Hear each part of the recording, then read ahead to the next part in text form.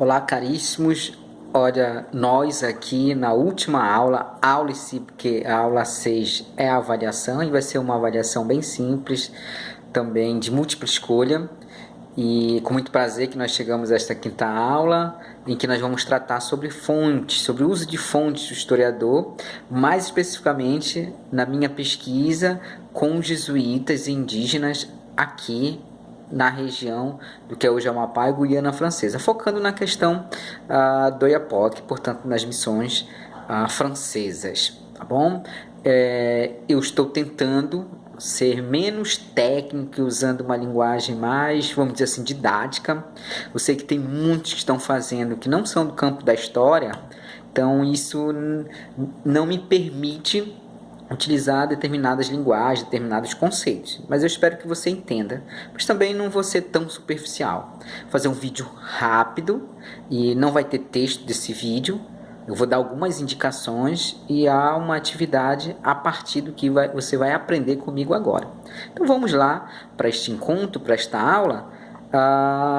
O historiador, o pesquisador, ele não tem acesso direto ao passado. Não tem como nós voltarmos ao passado, nem mentalmente.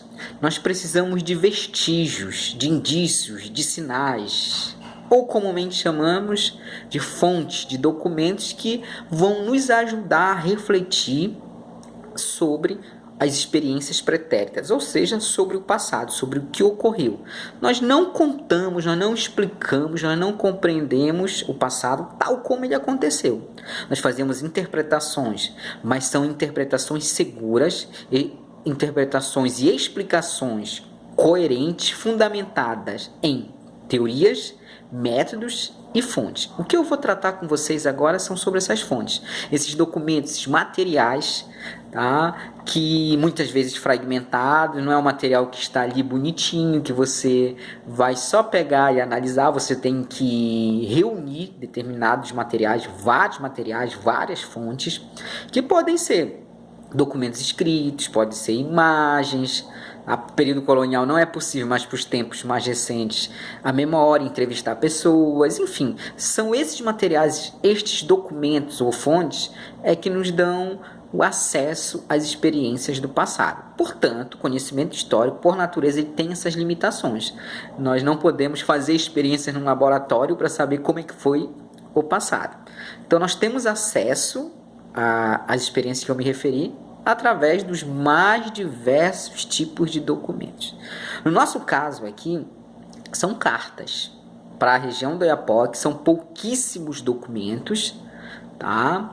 E que eu utilizei na pesquisa e no artigo que eu escrevi com o professor Giovanni, né, são essencialmente cartas, poucas cartas, em torno de 10 cartas, algumas pequenas, outras longas, tá? Em que nós podemos analisar e tentar perceber as agências, as ações dos povos indígenas frente à catequese jesuítica, como é que se deu essa negociação, essas relações extremamente complexas, conforme vocês viram e puderam perceber no artigo, tá bom? Então nós temos, como historiadores, alguns critérios que nós devemos levar, tá, para fazer excelentes análises, tá, para explicar uma realidade, no caso, as relações entre indígenas e jesuítas no Oiapoque. Então, do ponto de vista teórico, eu vou dar algumas indicações. Então, nós vamos analisar, não é da nossa cabeça, nós temos que ter um conhecimento amplo sobre a historiografia do tema. Então, se eu estudei os jesuítas e os indígenas no Oiapoque, eu tive que ler o máximo possível as principais referências, estudar tudo que você imaginar e tudo que eu tive acesso sobre as relações de jesuítas e indígenas em várias partes da América. Então, estudei os indígenas e jesuítas aqui na América Portuguesa, que é hoje o Brasil. Eu estudei indígenas e jesuítas no México, no Canadá, na Amazônia, no estado do Grão-Pará e Maranhão, ou no estado do Maranhão, é anterior. Estudei em várias partes do mundo e, claro, na Guiana Francesa. Para o Oiapoque não se tinha tantos materiais. Como eu disse na aula passada, só o livro do Regis Vervimp, tá? E tinha um TCC também da professora Carol, mas era uma outra perspectiva, que também tratava dessas cartas. Então tive que pegar toda essa historiografia. Por que é importante ler o que já se escreveu sobre ou sobre experiências semelhantes, porque isso vai te ajudar, vai ajudar o historiador a interpretar de uma forma adequada, tá, determinadas fontes, e também não repetir o que os outros falaram. É importante isso também, né? Criar, problematizar com respostas e perguntas novas para colaborar com o crescimento do conhecimento histórico. Bom, e aqui nós eu utilizei na minha pesquisa, no livro, que eu vou até fazer uma propaganda, que eu já falei para vocês, esse aqui que eu escrevi, tá? Alguns conceitos, alguns autores que me ajudaram a entender essa documentação, a analisar. Por exemplo, no livro Novos Domínios da História, que foi organizado pelo Ciro Flammarion Cardoso e Ronaldo Weinfels, tem um dos capítulos que foi escrito pela Maria Regina Celestino de Almeida, que é História e Antropologia. Ela vai propor um método de análise. É claro que não está explícito esse método, você tem que fazer isso, desse jeito, não. O historiador tem que ser inventivo, tem que ser criativo, tem que ser inteligente para fazer determinadas análises. No nosso caso, ainda mais, porque era análise de sujeitos que não escreveram. Então, era o olhar do outro. E Maria Regina Celestina de Almeida, ela propôs um tipo de leitura para a gente captar essas experiências indígenas. Que leitura é essa, professor?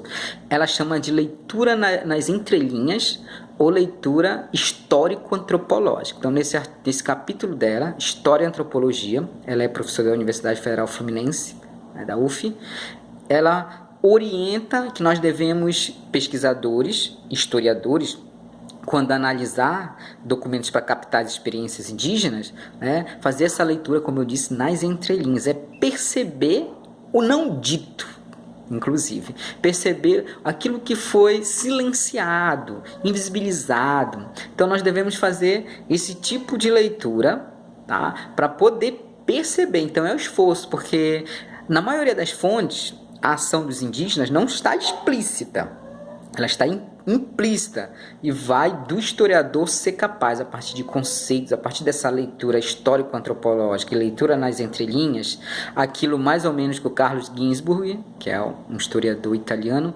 chamou e propôs uma leitura a partir dos indícios, dos sinais, que a gente pode perceber determinadas ações. É claro que é sempre limitado, tem que assumir isso, mas é possível a gente perceber determinadas agências das populações indígenas. Também você pode aprender determinados conceitos, como de mediação cultural, no livro chamado Deus na Aldeia, Missionários Índios e Mediação Cultural, que foi organizado pela Paula Monteiro, e principalmente os capítulos da Paula Monteiro e da Cristina Pompa. Tá bom? Os documentos que eu utilizei foram essencialmente cartas dos jesuítas. Os jesuítas escreveram cartas, muitas cartas, desde o início da ordem do seu fundador Inácio de Loyola, e depois foi melhorado essas orientações por o seu secretário Polanco. Eles orientavam que a Companhia de Jesus, os padres espalhados pelo mundo inteiro, tá? A Companhia de Jesus foi uma ordem global, estava no mundo inteiro, inclusive no Oiapoque, inclusive no Cabo do Norte, tá? Onde o Estado não estava presente, lá estava um padre jesuíta, ou 2 padres, ou vários padres, tá? E as cartas eram escritas com algumas funções. Primeiro, para comunicar, tá, o andamento das missões. Então, eles tinham que enviar para os seus superiores as cartas na Europa. As cartas também tinham a função edificante, ou seja, muitas dessas cartas elas eram destinadas para que os padres, quer dizer, ainda não padres, mas os jesuítas que estavam em formação lessem a carta na hora do almoço. Eles pegavam as cartas e liam: como é bom morrer pela fé em Jesus. Então, tinha essas funções as cartas. As cartas também tinham uma outra função, que era uma função de divulgação da Companhia de Jesus. Essas cartas desses padres, muitas delas foram publicadas com a intenção de angariar recursos para as missões. Então, publicava essas cartas para que as elites, a nobreza europeia tivesse acesso e pudesse financiar. Muitas cartas também, elas tinham sentido de unidade, para gerar a unidade na Companhia de Jesus. Então, eram lidas, essas cartas de vários países, de vários territórios, elas eram lidas em várias partes do mundo, tá bom? O historiador, ele tem que aprofundar, ele tem que saber as estruturas do documento que ele está lendo. Eu não posso ler uma carta como eu leio uma imagem, por exemplo. Existem métodos de leitura e você precisa conhecer bem a construção e a constituição da documentação. Por exemplo, as cartas dos jesuítas, elas seguiam uma estrutura. E aqui eu vou indicar o livro do Alci Pécora, que não é historiador, é de estudos literários. Ele é um dos especialistas nos escritos do padre Antônio Vieira. E tem o primeiro capítulo desse livro, ele trata das estruturas das cartas jesuíticas. Elas seguiam uma estrutura. Então, o historiador tem que ter cuidado, tem que estar atento a isso para não incorrer em erros na interpretação. Por exemplo, começava com uma saudação, afirmando, desejando a fé para aquele que era destinado à carta. Então, ela tinha uma estrutura que deveria ser seguida por todos. É claro que essa estrutura ela foi se movimentando, foi se transformando ao longo do tempo.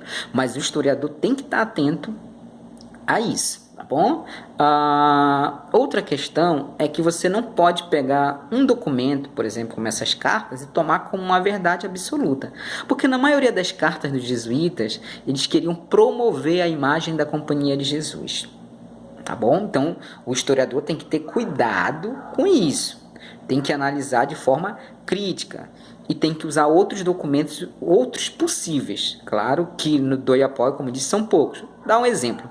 O padre Aimé Lombard, ele escreveu uma carta dizendo que estava no Oiapoque e que ele tinha encontrado uma medalha de São Pedro e que essa medalha, essa moeda, ela era ainda dos inícios do cristianismo. É claro que é uma visão religiosa dele.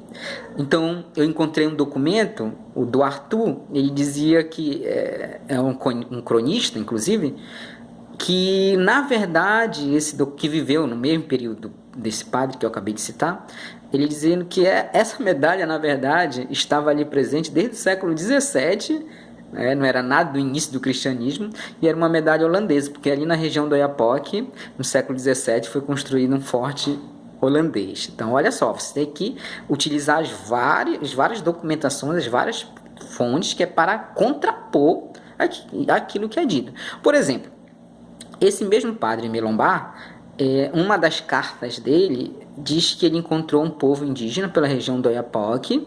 Este povo indígena não utilizava o fogo, olha só. E eu encontrei no documento do Arthur que ele disse que ele conversou com o padre Lombard sobre essa carta. O Arthur escreveu no século XVIII, mesmo período, primeira metade do século XVIII, e ele disse que encontrou o padre Lombard em Cayena, e ele perguntou: sim, padre, você escreveu em sua carta que você encontrou um povo que não utilizava fogo? O padre pegou um susto. Disse que, na verdade, ele escreveu ferro, que eles não dominavam o ferro, porque em francês fogo e ferro são palavras muito semelhantes. Então, quem publicou a carta ou errou ou teve outras intenções. Então, o historiador ele tem que usar vários e vários documentos, como eu disse, o máximo possível para poder compreender e explicar uma determinada realidade. Nunca pode pegar um documento e tomá-lo como verdade. Tem que problematizar, tem que criticar, tem que analisar, tem que saber como esse documento foi escrito, por quem foi escrito, quais as intenções de quem escreveu, qual era o contexto em que ele foi produzido, quais foram os seus usos. Então, ser historiador é algo difícil e exige uma profundidade, uma certa erudição, uma pesquisa e um conhecimento profundo. Então, essas cartas que eu utilizei foram publicadas em 1839 pelo Aimé Martin. Está disponível na internet. Então, só você procurar Aimé Martin, letras edificantes e curiosas, claro que está em francês, como eu já havia explicado, e eu pude analisar a partir de todo esse arcabouço teórico e metodológico, que não dá tempo de explicar todinho, né? Eu pude ali fazer essa leitura nas entrelinhas e tentar perceber aquilo que estava implícito. E o que estava implícito? As vozes, as ações das populações indígenas, tá bom? Então é mais ou menos isso que o historiador faz, é mais ou menos isso que eu fiz. É claro, como eu disse, eu tive que usar uma linguagem um pouco mais didática aqui, sem muitos conceitos, sem muitas questões técnicas, porque tem muitos participando do curso, que sou grato, que não são do campo da história. Então, só para finalizar, este é o ofício de historiador, foi isso o que eu fiz na minha pesquisa e o artigo que vocês tiveram acesso. Quero agradecer a vocês, quero dizer que uma pesquisa ela deve mudar as mentes e corações do pesquisador, e eu vou pedir para vocês que sempre defendam as populações indígenas. Não é que os indígenas sejam sociedades perfeitas, românticas, harmônicas, totalmente harmônicas, não, mas nós temos muito que aprender com eles. Se pergunta nesse mundo pós-pandemia como vai ser. Quem sabe nós voltando para as sociedades indígenas, não do passado, como nós estudamos aqui, mas as sociedades indígenas do presente, sua relação com o cosmos, suas crenças, a sua forma de compreender a humanidade, a relação da humanidade com seres espirituais, com seres físicos. Quem sabe não surge uma nova humanidade, uma nova civilização, em que as culturas dialogam, se respeitam.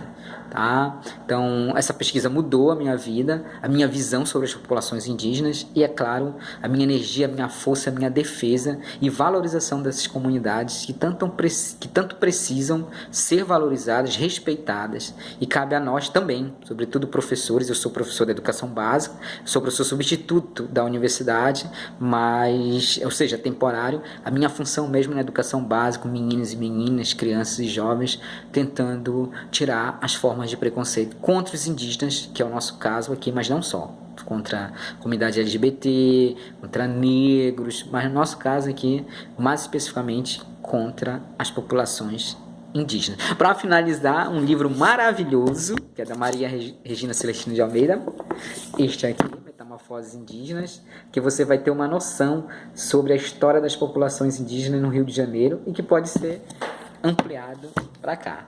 Suei, o calor amazônico. Imagine os padres, os jesuítas que estiveram nesta região, o que eles sentiam. Eles não reclamavam do calor, eles reclamavam muito de chuva, eles reclamavam muito de insetos, de animais, das dificuldades que eles não sabiam nadar, não sabiam andar nas florestas. E quem os ajudava? As populações indígenas. Eles eram muito dependentes dos indígenas. Abraço. E parabéns por ter participado do curso e ter chegado aqui, né? Como eu disse, a próxima aula eu vou postar segunda-feira, a avaliação final, e você tem acesso ao certificado. Foi um prazer estar com você. Perdoe pelos erros, pelas limitações, é porque a própria natureza da plataforma, do curso virtual, ele é limitado.